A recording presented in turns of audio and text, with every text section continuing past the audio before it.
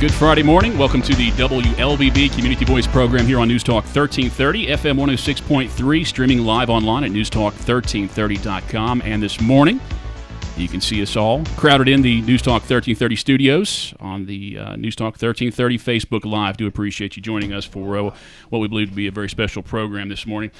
I'll introduce you to all of our guests here in just a second. Now, we're all aware of the incident in Minnesota involving a police officer and a man named George Floyd. We're all aware of the protesting that followed in the cities around the U.S., the peaceful protests and the violent protests and the looting. And we are aware how police were prepared, and in some cases they were not. Now, fortunately, we've not seen any of the violent protests in West Georgia. That doesn't mean, however, that people are not mad or fed up. But the fact is that so far we've had peaceful protests in West Georgia, and that could say something about our people, our local law enforcement, and how our residents do feel about our local law enforcement. Now, I was contacted last week by one of our guests to bring forward a conversation between the Carroll County NAACP and local law enforcement to discuss what she referred to as a partnership. And it's into making sure that there's good communication between local law enforcement and our minority communities, the efforts that are already in place and efforts that could be put in place. The Carroll County NAACP interested in that, as are community churches and local law enforcement. So today we are going to have that discussion. My name's Colin Worthington. Our panel this morning includes Dominique Conteh. She's Political Action Chair for Carroll County NAACP. We have Antioch Baptist Church Pastor Vincent Dortch. And maybe you've seen Vincent on his Facebook page juggling 50-pound weights sometimes in the morning. Carroll County Sheriff Terry Langley sitting to my left, and Carrollton Police Chief Joel Richards is here. And over the telephone this morning, we have James Stocks, who is the Carroll County NAACP president. We appreciate all five of these individuals joining us this morning for this program. And those of you listening and watching at home, we do encourage you to participate on this topic. We're talking about the local concerns. Any local concerns you have, suggestions, I encourage you to visit the News Talk 1330 Facebook page and post those. And we will try and share those and make those part of the conversation this morning. So before we do start this, I would like to give the sheriff and police chief the opportunity to share their feelings on that video that came out from Minneapolis. I believe we're closing in on 2 weeks ago. When you saw that, what were your thoughts seeing a fellow police officer engaged in that? Well, yeah, and the thoughts I had is pretty much what I've heard from just about everybody. Initially you're sick at your stomach, but also I had a feeling that I've heard described by a lot of people. I felt like crying because a young man, George Floyd, lost his life at a very criminal abuse of authority, and it shouldn't have happened by officers. I wanted to cry because of the divide that has been in this country for so long. This was certainly going to keep us divided for some time. That was my fear. But also I wanted to cry because of the decent officers that have a difficult job. This made it more difficult. Now, Sheriff, that tactic that was used, is that a tactic that should be used? Absolutely not, and we don't. All right, Chief Joel Richards, Carrollton Police. Yeah, so right after it happened, when it was aired, Pastor Dortch and I talked several times a week, and he called me and said, would you please watch this and call me back? And I did, and it's very disgusting, as the sheriff said. There's no other way to put it. It's not even excessive force. It was murder. And it was sickening to watch a man die right before your eyes, and you can see in his eyes as he's just given up on life. And as I said this week in a meeting, I think probably going through his mind was, thank God somebody's recording this so they'll be held accountable for what they're doing. All right, Dominique Conteh is the political, what's your official title here, Dominique? Political Chair. Action Chair for Carroll County NAACP. You did reach out to me last week, and you wanted to get this conversation, get as much attention to it as you possibly could. What is the conversation that we hope to have today, and what have been your communications with local law enforcement?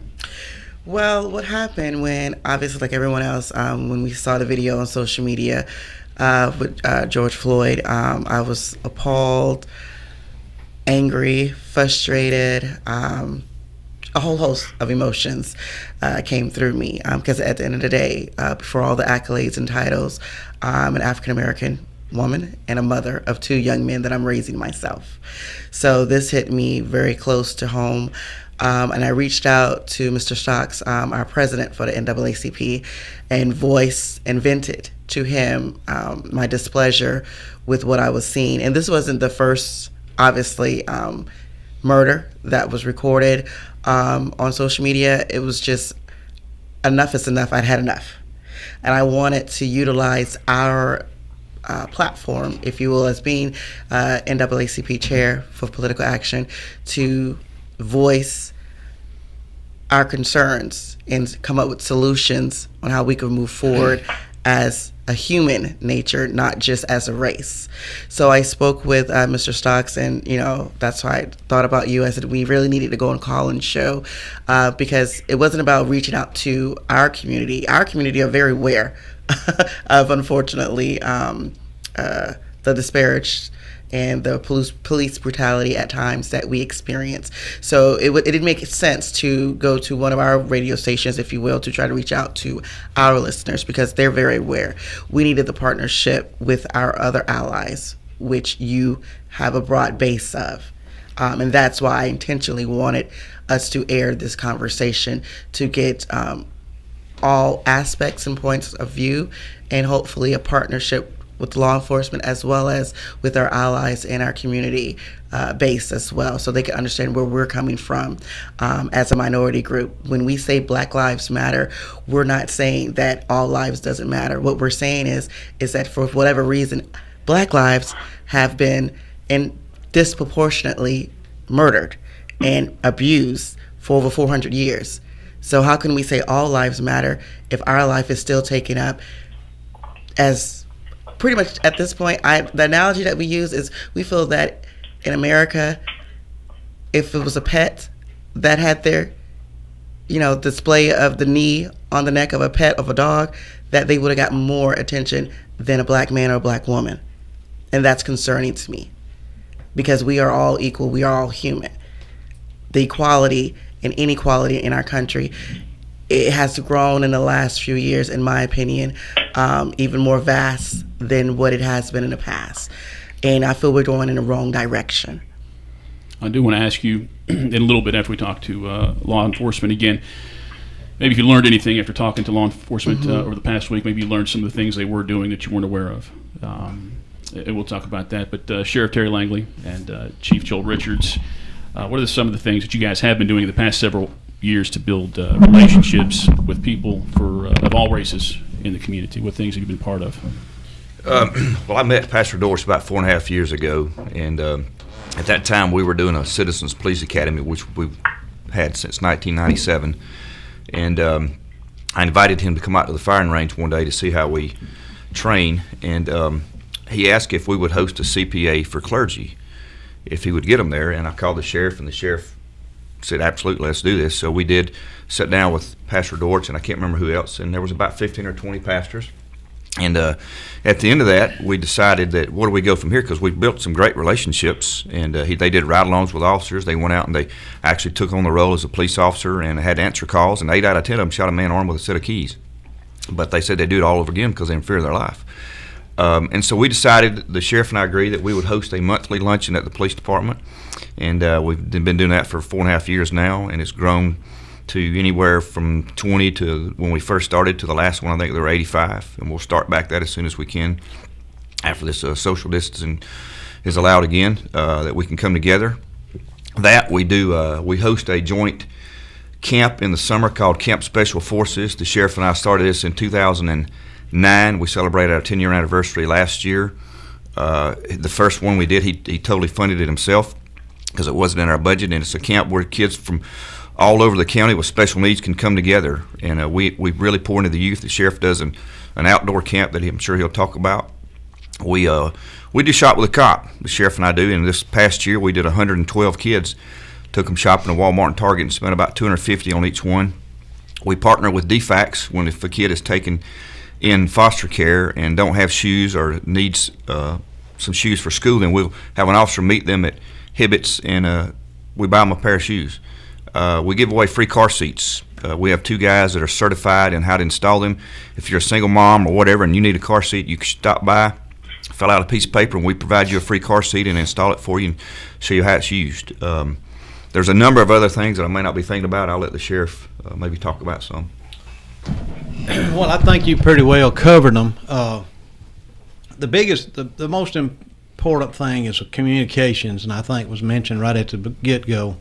The greatest thing about the pastor's luncheon is Pastor Dortch, Pastor Bell, Pastor Sauls, and it just goes on and on. Mr. Stocks and other people, they know us personally. We break bread together. They have our cell number. And I think over the past 4 or 5 years, there's been issues. There has been some issues. But we've been able to communicate. They have my personal cell phone. They have the chief's personal cell phone.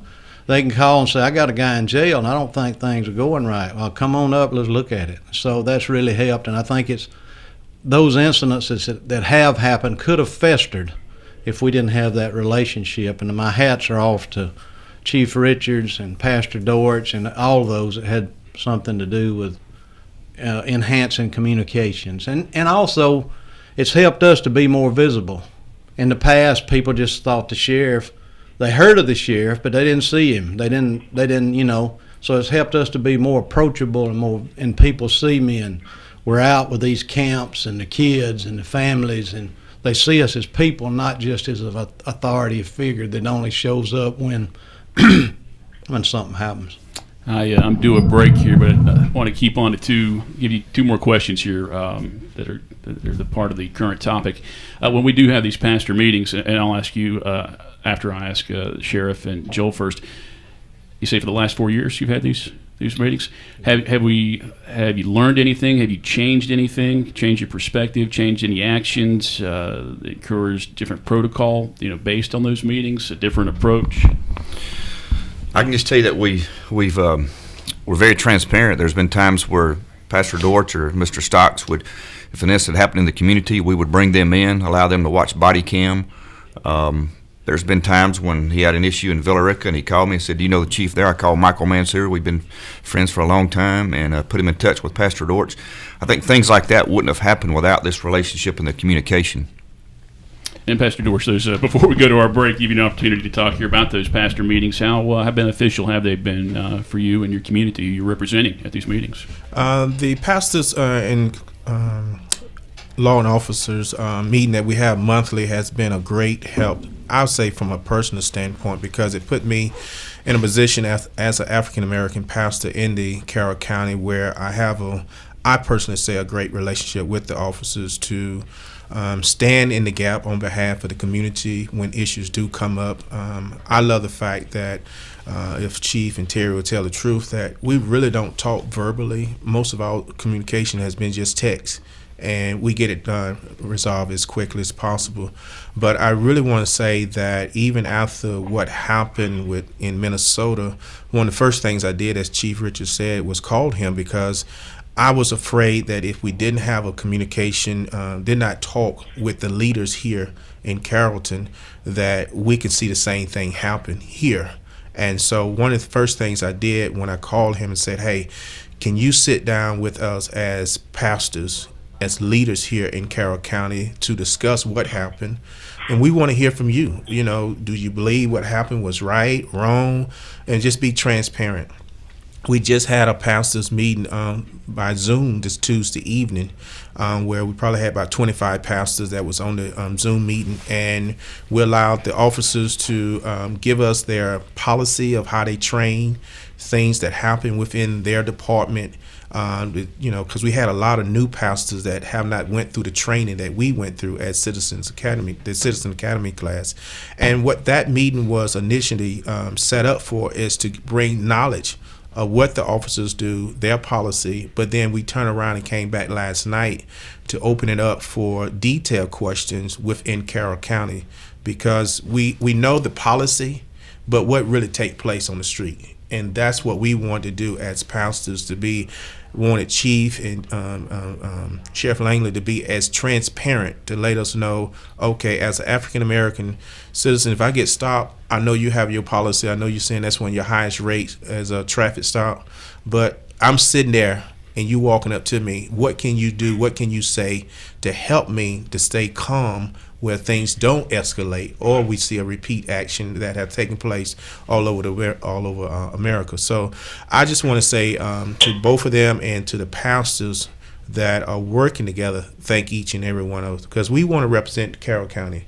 We don't want Carroll County to be another place like Minnesota or any other place, and that's what we've been trying to do through those monthly meetings, allowing the DA to come, other nonprofit organizations to come, people that represents the city, and I think it's been great. As Chief said, we have moved from like 20 to about 80-some people each month, and it gives us the voice to know what's going on in the community. I share this, and I end by saying this, is that my philosophy is if you're not at the table, you don't know what's going on. This morning's conversation, we don't expect to, fix everything in this half hour. But as Conteh has told me, I mean, this is just the starting point. Right. This is where we want to start the conversation, and we hope it develops into other things on media and social media throughout the coming months.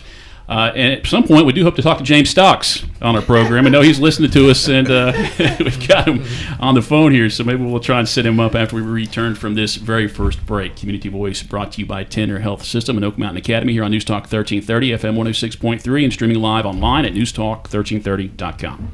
As a graduate of Oak Mountain Academy, I found that my experience on the mountain prepared me beyond all expectations. As a junior at Auburn University, I approached my studies with great confidence thanks to what I learned at OMA. When I think back on my time on the mountain, I think of my teachers. Their genuine love and concern for me as a student was always evident, and now, as an adult, I still foster those relationships. I'm Carly Robinson, an Oak Mountain Academy alum. Visit oakmountain.us to see how you can offer your child an amazing opportunity to be a warrior. For more than 70 years, you have turned to Tanner Health System for your healthcare needs. As our community moves forward, Tanner is here for you. Strong, safe, and close to home. Routine medical appointments, urgent elective surgeries, and imaging are back on the calendar at our hospitals and Tanner Medical Group practices. With the safety of our patients, staff, and community always our top priority. Learn more at tanner.org. #WeAreTannerStrong. That's tanner.org. #WeAreTannerStrong.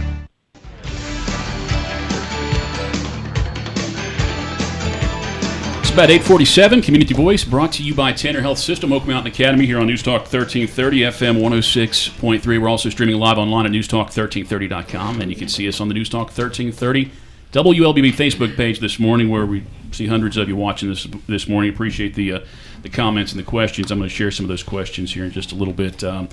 A compliment first. Thank you, Chief Joel Richards and Sheriff Langley, for all that you do for our community. Your leadership in the community has shown that we can all support one another and be one as a community. That's from Sarah Bearden.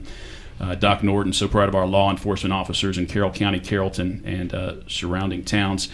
Also, this is a question from Facebook. A gentleman named Felix. As black men, we are afraid almost every time we encounter police officers. Our anxiety goes up every time we see you, and especially if you pull us over. Is there something that the chief and some of his officers could do to build a better rapport with the African-American men in the community so that we, too, might eventually reach a place where we feel safe because the police have arrived? My suggestion would be come get to know us. I think it may be Felix Moten. We've talked about this. We do a CPA, Citizens Police Academy, in January through March every year, where you come in and spend time with us, get to know us. The sheriff does his in the fall. Chief Mansur does one also in Villa Rica. We do it ride-alongs, come up and ride with the officers, get to know them, ask them questions, build that rapport with us. We do a lot of things in the community to build relationships, starting in the youth. We invest heavily in the youth, the sheriff and I do. We have a SNAP program, Special Neighbor Assistance Program, where we feed the elderly and take care of them. There's a number of things that we do already. We teach what used to be called verbal judo on a traffic stop. The first thing you do is you introduce yourself. Hello, my name's Officer Richards. The reason I stopped you is because you were speeding, you were doing this, I clocked you at this. Do you have any legitimate reason for doing that? That's exactly how we have officers that the supervisor required each month to review body cams of officers to make sure they're doing what we trained them to do and what the policy is. Is it the preference for officers when anybody's pulled over? I mean, I've been doing this since the 90s, and I've been pulled over 50 times for things since I was a teenager driving. I've always put my hands up on the dashboard. I've put them out the window. Is that the right thing? I mean, does that worry officers? I can tell you this. As I came here when I was 22. I've been here 28 years. My brother worked for Sheriff Langley for, I think, 30 years at the sheriff's office. And he taught me as he came in law enforcement in 87 when I was still in high school. He said, always put your hands on the steering wheel where an officer can see them. And I've done that ever since when I've been stopped. because I get stopped also. Now, James, James, I hope you can hear us as we're talking here. Did you hear the question that we presented from Felix? No, I did not. Could you repeat that question? Okay. Well, Felix suggested that almost every time we encounter police officers, our anxiety goes up every time we see, and especially if they pull African American men over. I mean, can you speak to that comment? I mean, is that discussed a lot within the NAACP? Definitely. The NAACP, we hear a lot of complaints. Many times people will give us a call when they have a problem, when they encounter a problem. And I kind of like the quote that Pastor Dortch used a little while ago, right before you went to the break, where he says, being at the table. And I'd like to thank the Carrollton Police Department as well as Sheriff Langley and for allowing us to have a seat at the table, because here at the NAACP we have a slogan that's very similar, that if you're not at the table, then you're on the menu. And we definitely do not want to be on the menu. So anxiety goes up every time a person is pulled over, and especially when a person of color is pulled over, because you have a lot of things going through your mind, and so far, we've heard from the police officers, from Sheriff Langley, we heard from Chief Richards about the great things that the police department, the sheriff's department's doing here in the community, and what they're doing to reach out. And I think that's very good. We've got a good relationship where we can reach out to them, but there's an elephant in the room, and there's an elephant in the community that we haven't talked about yet, and that's what's causing all the problems that our nation is faced with across the country. You're seeing things happen, and the NAACP is heavily involved in all the different cities, because we have branches all across the country. And just for clarification, to make sure people know, the purpose of the NAACP, the mission of the NAACP, is to ensure the political, educational, social, and economic equality of rights for all people, and to eliminate racial hatred and to eliminate racial discrimination. And unfortunately, we're seeing racial discrimination take place in a lot of different areas, especially the areas that we've seen on the news. We can go to the beginning, go back to Rodney King back in the 90s. And you look at what happened there, and the brutality that African Americans have received on the hands of police officers,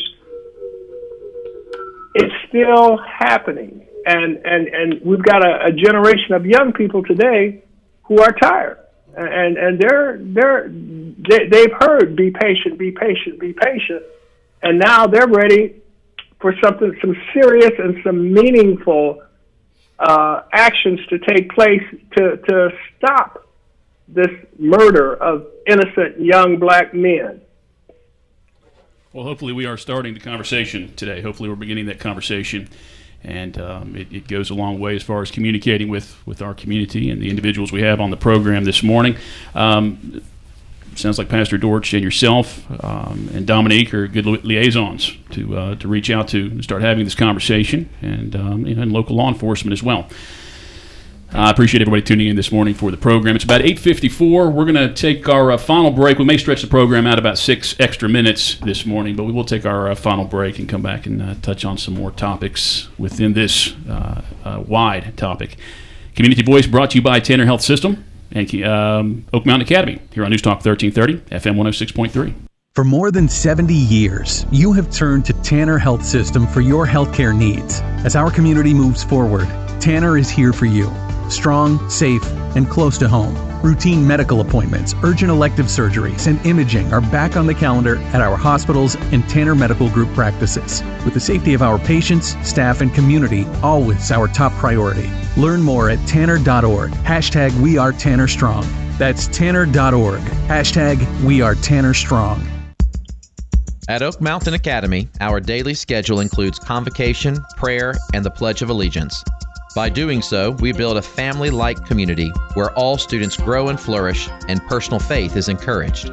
Through community service and a historical approach to biblical study, our students are taught the value of the warrior way, honesty, respect, and responsibility. Oak Mountain Academy. We are a family creating legacies. To learn more, visit oakmountain.us.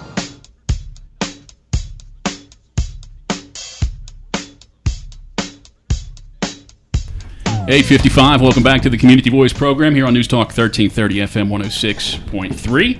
Also streaming live on the News Talk 1330 WLBB Facebook page. We do appreciate the comments and the conversation and the viewership this morning.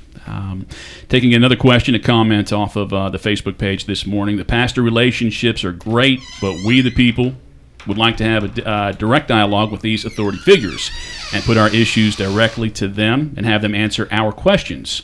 This is from Carroll and Gray. Many of us do know her. I've been in Carroll County for 20 years, and I only heard of the luncheon a few months ago. Black women would like a seat at the table, not through someone else, but speaking for ourselves. Is that something that hasn't been considered? I mean, I guess to make sure the black women have a seat at this luncheon, in this conversation? I would say it's been open for the public. I would say this, that for a form or a direct way of communicating with the officers, from my experience, the best way has been through the academy class, where you get a chance to sit for, I guess, about like 6 weeks. 11 weeks. And of those 11 weeks, they cover several topics where you would have that one-on-one dialogue with the officers to find out exactly what they're doing, and you get a chance to voice your questions. And that helped me by going through that Citizen Academy. So I would just suggest to anyone that wants that personal relationship or get a chance to voice your questions one-on-one with the officers, set up set up that class. And matter of fact, with Chief and Terry, is that it doesn't have to be just with the citizens. You can set up your own group. So if you have a group of African American women that want to go through it privately, they can do that, and that'll open up a good opportunity for them to be able to voice their opinion as a way of any concerned questions that they may have. Okay, we're going to take this conversation over the 9 o'clock hour. We're going to skip over national news and local news, but we'll join Glenn back at 9:06. I want to give everybody at least one last chance to do a closing comments. But let me ask the chief and sheriff one more question. But I want to give everybody the opportunity to have a closing comment. We did talk about the use of force. You guys both condemned that in Minnesota. How do you train officers? How do you guys train your officers to use force? Well, that's one of the first things that Pastor Dortch, I think, asked me, is that something that you train here? And our policy actually says, and I said it last night at a Zoom meeting, I had the policy with me, is we ban the use of any kind of neck restraint. Our policy says you will not do anything at all to restrict anybody's ability to breathe. But some people call it chokeholds. Our policy is neck restraints are not authorized by our agency. The sheriff and I both are state-certified agencies through the Georgia Police Accreditation Coalition and the Georgia Association of Chiefs of Police, and it's like 114, 119 standards that we have to go by, and we have to prove that we do it every 3 years when they come in to recertify us. And that's one of the things that is banned. I can't imagine any agency in the nation that would authorize a neck restraint or a chokehold. Only thing I have to add to that, it's true we are state-certified, and that's great because we have those standards to go by. Not only do we, when we do use of force, we have to document and do an extra documentation on why the use of force, and then it's reviewed, and it's also open to open records. So we're transparent, and that's been a great thing for us being state certified. And I think there's is there a couple other agencies here? I know Villarica's state certified, so it's a standard to go by the use of force. So. All right, it's 8:59. I want to ask one more question, then we'll give everybody that closing statement. It's not new for incidents with police officers to be recorded on cell phones and documented. Are police prepared for that? I mean, do they react different? Are they more uncomfortable? Are they nervous when they see that? Or are they prepared that that's I'm going to say no, because we've been wearing body cams for years. Every officer in our agency is assigned a body cam And our policy is when you get out of your car or you encounter any citizen for whatever, if you're given directions or a traffic stop, your body cam will be on, and it's subject to open records, and we're very transparent, as Pastor Dortch can tell you. There's been times when he's had family members come up and watch body cams with us. As a matter of fact, that's how we first met, was through a complaint that he came, and we, after lunch, I said, well, let's just come see it, how it actually went down.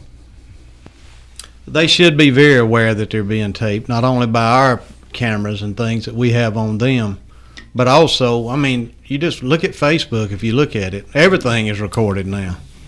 And so you might as well know that you're recorded, and I don't think they're nervous about it. They ought to be doing the right thing, whether there's a camera or not, and so I think that's how you have to go by that. Again, this morning we did hope this could be the beginning of a bigger conversation, and I hope we have started a lot of things for people to think about and talk about in the coming weeks. I do want to close up right now with about 5 minutes left in the program. I'm going to start with Dominique Conteh with Carroll County NAACP.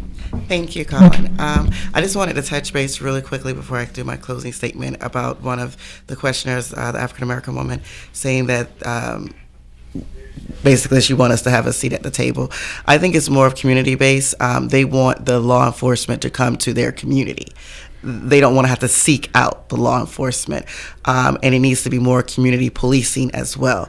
Because when I grew up, a lot of the police officers were from the neighborhood. They were more comfortable and at ease addressing whether it's a positive or a negative interaction with the citizen because they had a rapport. A lot of it is the unknown and fear for whatever reason that officers of a different race may have with minorities that's causing a lot of issues. It's spiraling out of control. Just a regular traffic stop or something very frivolous where someone ends up, usually the African American or another minority, severely hurt or injured or murdered. So community policing would be great, as well as and it's great what the chief and the sheriff is saying as far as the other outlets that they have for the community to reach out to them. But in retrospect, we got to have the police reaching out and the sheriff reaching out to the community, because a lot of the minority groups don't know about these programs like the pastor knows, and that they are just visual. And a lot of the young activists and organizers that Mr. Stocks is referencing, they don't know those outlets. They're looking at their neighborhood, they're looking at their community and not seeing the representation of diversity, as well as police officers and sheriffs coming into the community and getting and wanting to get to know them as a community, as neighbors, as fellow citizens. So if we could somehow negate that issue, I'm confident that a lot of unfortunate incidents like we've seen throughout the years, not just recently, would start to diminish, because there would be more of a comfort level. There's more of a familiarity. There's more of a rapport. Does that make sense what Absolutely. I'm saying? Absolutely. But I do have 5 more questions with that, but we unfortunately don't have to. I know, this is the first step. It is first step. I do appreciate you being here, and I'm gonna let that be your final word on that. And unfortunately, I'm not going to be able to pass it along to everybody for a final word, but we've got 2 minutes left in the show. Chief Richards, final word from you. We actually have a COPS unit, community-oriented policing unit. Yesterday at lunch, myself, the deputy chief, Mario Potts, McDowell, Philip Ball, we were actually at Robert Hendricks Park grilling out hot dogs for a group of young kids that were doing football practice, football drills. Coach Terrell Walker and I don't remember who else, I don't believe anybody else was there, and asked us to come and hang out and talk to the kids, and just things like that we do. We just got finished over the past 6 weeks delivering 28 meals. Officers would every day. I actually delivered 8 myself every day to the elderly in our community, and that was through the Carroll County Council on Aging and Community Foundation of West Georgia. I know there's so much more we could have talked about today. I'm sorry to cut you guys off there. Also, real quick, Regina Cleveland is our community advocate. She came to the sheriff and I a little over a year ago, and she's actually at the West Carrollton precinct at Catherine Hardy Lavender Center on Willie North Street.